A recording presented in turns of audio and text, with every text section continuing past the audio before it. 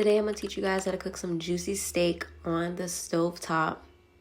If you haven't already, make sure you like and subscribe. Let's get right into it. So here I am cutting my potatoes up, and then I went straight into cleaning my steak.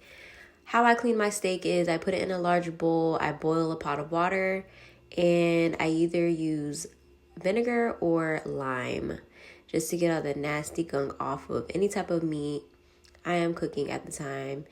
And if you guys want a video on how I clean it thoroughly, then just make sure to leave a comment in the comment section and I can make a separate video for that. Then I cut it into strips. I honestly should have got 2 packs of meat, but I only got 1, but it's okay because it was enough for everyone. So yes, that's all I'm doing right now, really, just cutting the meat up into the strips. And if you guys wanted to cut them into cubes or whatever, or leave them just like, a whole like that, you could do that. But this is the way I wanted to cook it that day. Something different. And I also like cutting it up like this because literally the flavor infuses into the meat.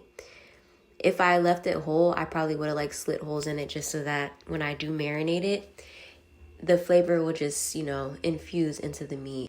I then went right into cutting all my vegetables that I am cooking with the meat and with the other vegetables that I'm cooking. Here I am thinly slicing some onions.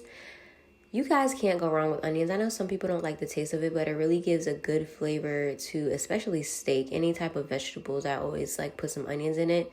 Even if I'm not going to eat them, it's just really good for flavoring. Then here I am marinating the steak. I like to marinate it with different seasonings on how I'm feeling that day.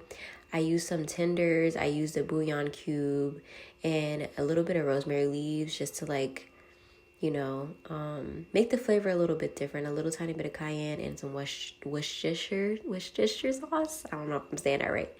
But yeah, after I marinate any meat that I'm cooking, I always let it sit for 1 to 2 hours just to make sure all of the meat soaks up all of the seasoning and then, like I said earlier, infuses the. And y'all know I'm not a gatekeeper, so I just want to say I just got a new pan from GIPPS and it actually made the food taste 10 times better.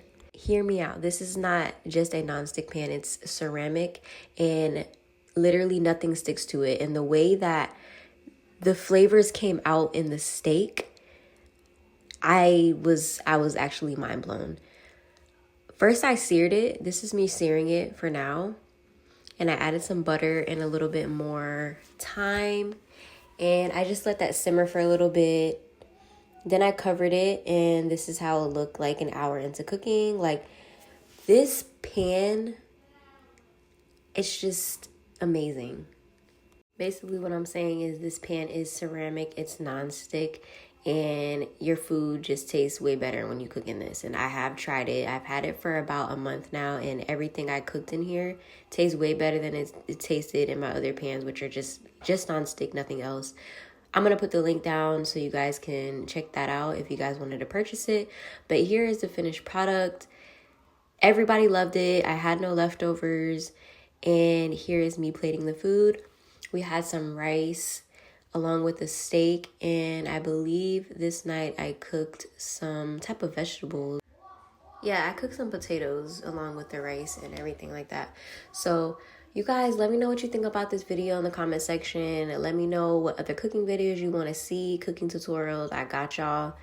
And yeah, I had to cut up the baby's, I had to cut up her steak because she couldn't chew the big piece. But everybody loved it. I should have took an after picture of everybody's plate because they were all gone. Like all the food on all these plates were gone.